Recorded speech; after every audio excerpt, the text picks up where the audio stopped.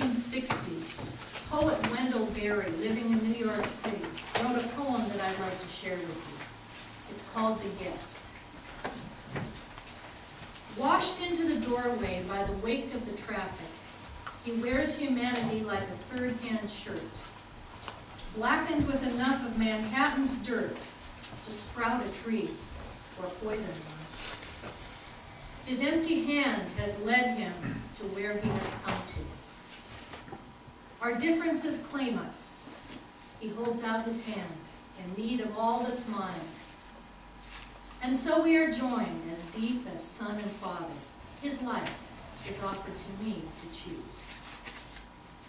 Shall I begin servitude to him? Let this cup pass. Who am I?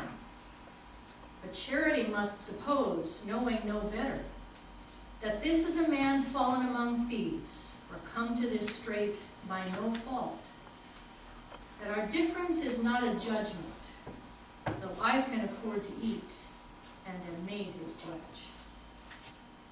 I nearly believe, the Samaritan who fell into that ambush of his heart on the way to another place. My stranger waits, his hand held out like something to read, as though its emptiness is an accomplishment. I give him a smoke and the price of a meal, no more. Not sufficient kindness, nor believable shame.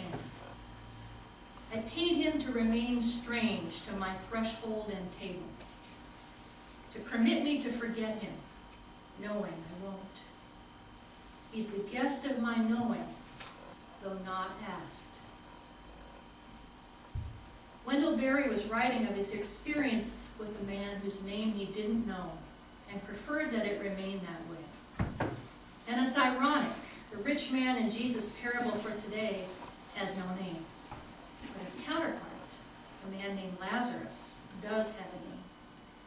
It's the only time among Jesus' parables that someone is given a name.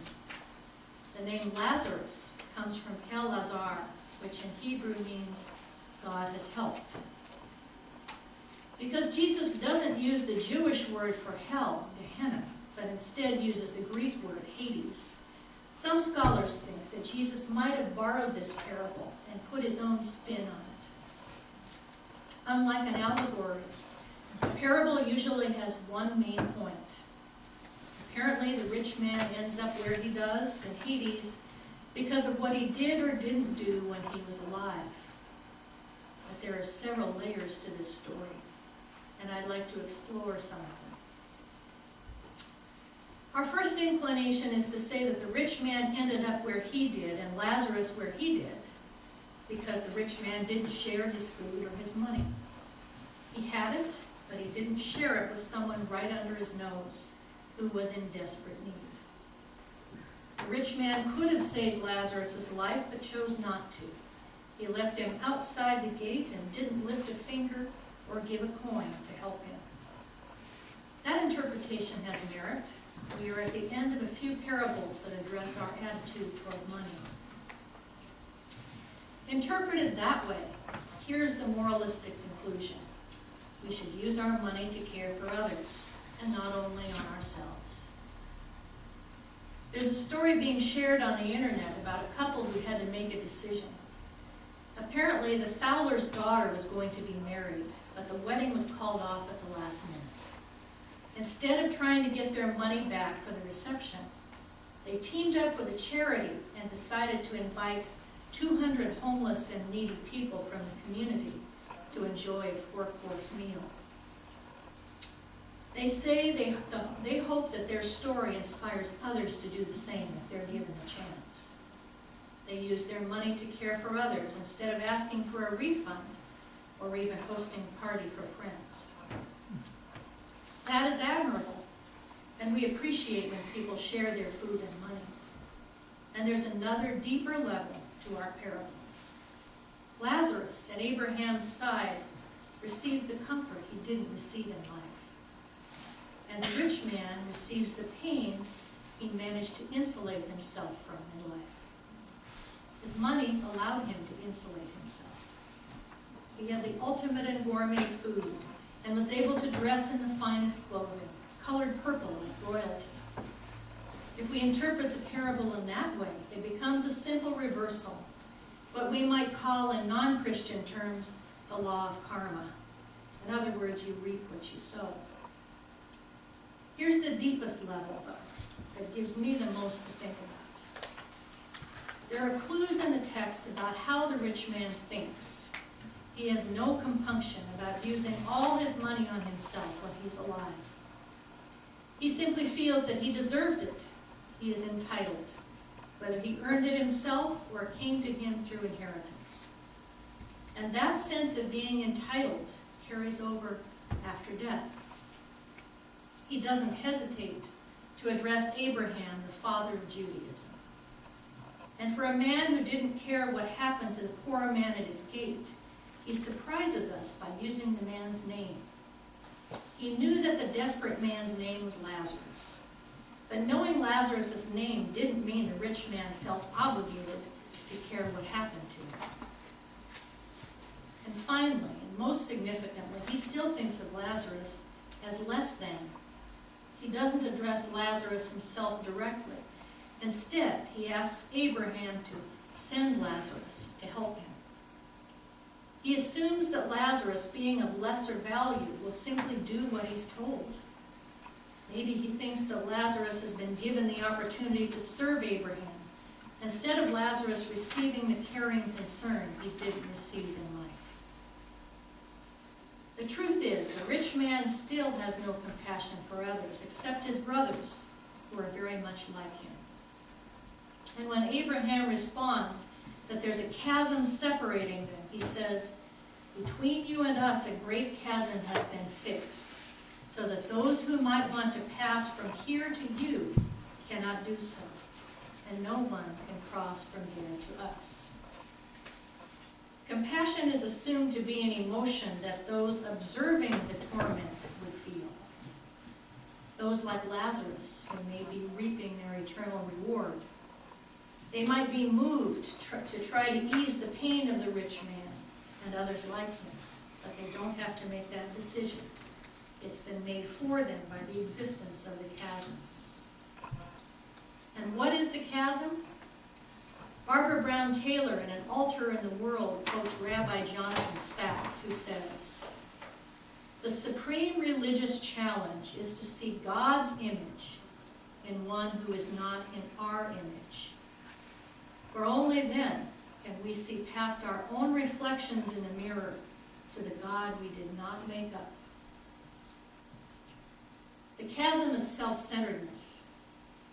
The chasm is there because the gate that separated them in life, the gate of compassion and awareness, has become unbridgeable in death. Here is the deepest level.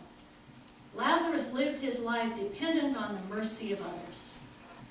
The rich man, on the other hand, lived in a world where he had the luxury to judge, and in his judgment of himself, he came out favorably.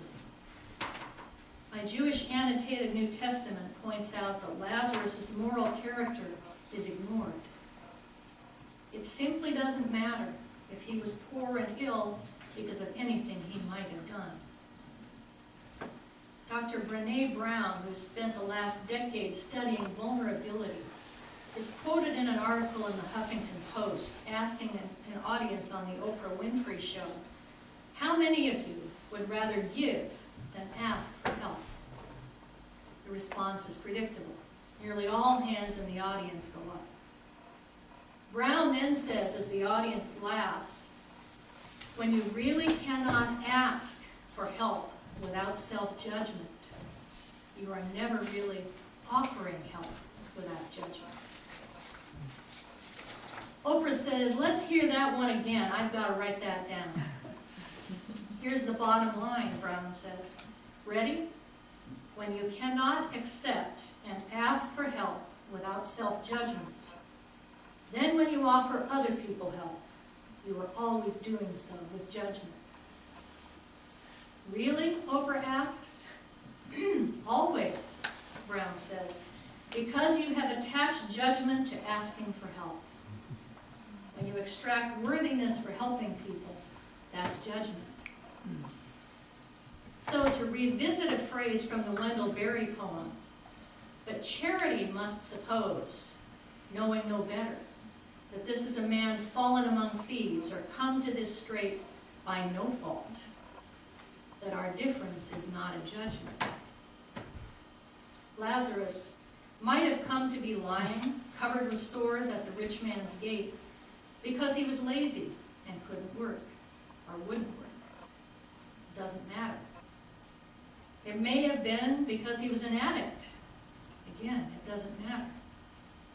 It may have been because he managed his money badly. Again, it doesn't matter.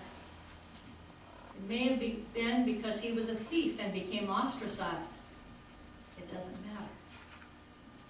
The last phrase, if they do not listen to Moses and the prophets, neither will they be convinced even if someone rises from the dead, would have been heard by the early Christians as we hear it. People who are living their lives believing in the one who did rise from the dead. Jesus' life, death, and resurrection still seem foolish to many people.